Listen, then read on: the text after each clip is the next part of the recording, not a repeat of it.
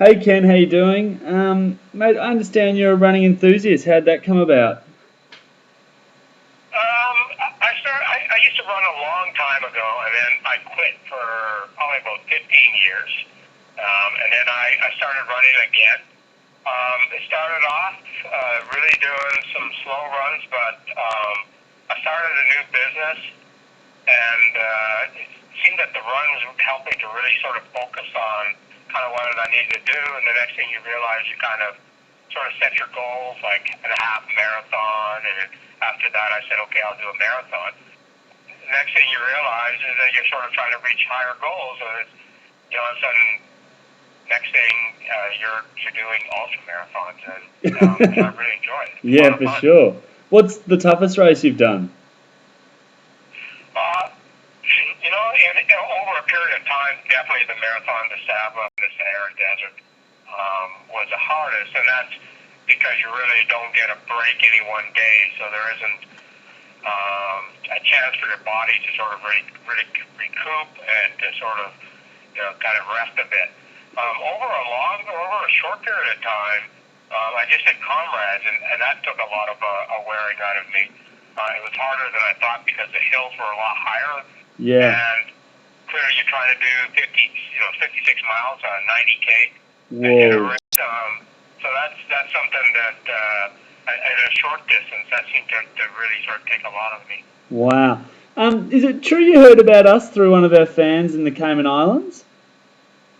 Well, to be honest with you, I've heard about you guys through two of your fans in the Cayman Islands. Because around Christmas, before Tristan had even started the thing, I had run into, and I can't remember the lady's name, but she had told me that she had a friend that was going to run 52, and she was going to try to get him to come to Cayman Marathon. Yeah. And she was working on some of the logistic issues about him going to do the reggae marathon in Jamaica the day before. Yeah, that's right. Yep. Grill, and then be able to come in and do Cayman. And I don't remember who that lady was, but the reason she'd asked me is because I had done the Jamaica Marathon the last year. Yeah, and she cool. was curious whether I had come to Cayman the day after and how I had done that. And also because she knew I was a runner. So it was quite amazing. And then I heard about it probably about 3 or 4 months later from Matt. So it was kind of one of those kind of deja vu type of moments where honestly you say, I remember somebody talking about that. And then it sort of had slipped your mind. Yeah, great. And why are you sponsoring Run Like Crazy? Well, she said she didn't respond to any of my Twitters at all and stuff like that. I tried Bono, Obama, nobody was responding. So the only guy who came back and said, yeah, I'll take your money was Tristan. No, I mean, Run Like Crazy, it to me demonstrates what happens when somebody's able to sort of put their mind to something. The fact that he's doing it for charity, the fact that he's so committed to this thing, and that he has such a loyal following. It's intriguing. It's part of why I do running. It's what made me sort of different. I'm, up till about 3-4 years ago, I'm a guy who does insolvencies, bankruptcies. Yeah. Now I'm with a different group of people, with a different type of things that I do. And running is something that I just love to be able to run in different countries, to see different scenery, to go in places where people have never done.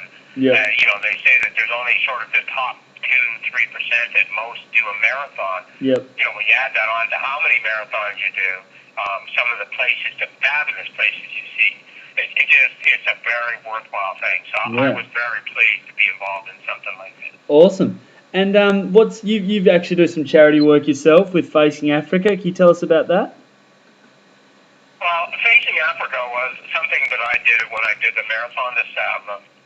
I got involved with that charity, and it just made sense to me at that time when I was going to Africa to run, just sponsor something like that.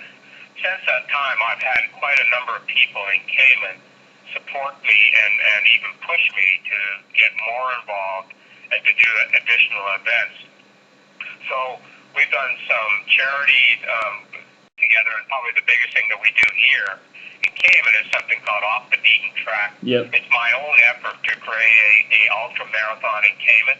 Now, it's only 50K, and in most cases, we allow people to do it as a relay because there's not a lot of people here who do sort of marathon types of run. But it was very successful last year. We had over 100 people come out. We're going to redo it again. I've had strong support again this year, so we're going to make it an annual event. Cool. But it's an opportunity to be able to sort of, when you live in a paradise like Cayman, to be able to contribute to some place, that doesn't have those opportunities. So, for sure. To be able to continue to do that through other means like Run Like Crazy is just very exciting for us and exciting for Facing Africa as well. Yeah, fantastic. So when's your next race? I'm going to run up in Washington. It's a 50K.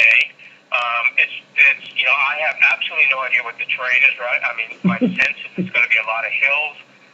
So I've been practicing a few sort of, hills and doing some stairs to sort of build because it's a flat island here. Yep. I'm just going to go out and have some fun. And then I'm hoping to try to do something sort of in October and try to get something larger again, but I haven't really identified anything yet. Okay. But, first week in August is my next sort of, you can call it, big run. Yeah, cool. Compared to Tristan, seems to be a big run. So. He does that. Hey, Ken, are you going to make it down to the Melbourne Marathon? Tristan's going to host the Run Like Crazy one on New Year's Eve. It sounds like it would be a lot of fun. So I know he's asked him, we sort of checked with him about Antarctica because that's someplace I've always wanted to go.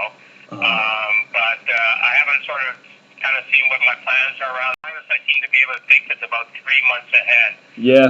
So we'll see how things are. But if I have the opportunity, I definitely would love to be there. Fantastic. Thanks heaps for your time. That's fantastic, and I really appreciate it.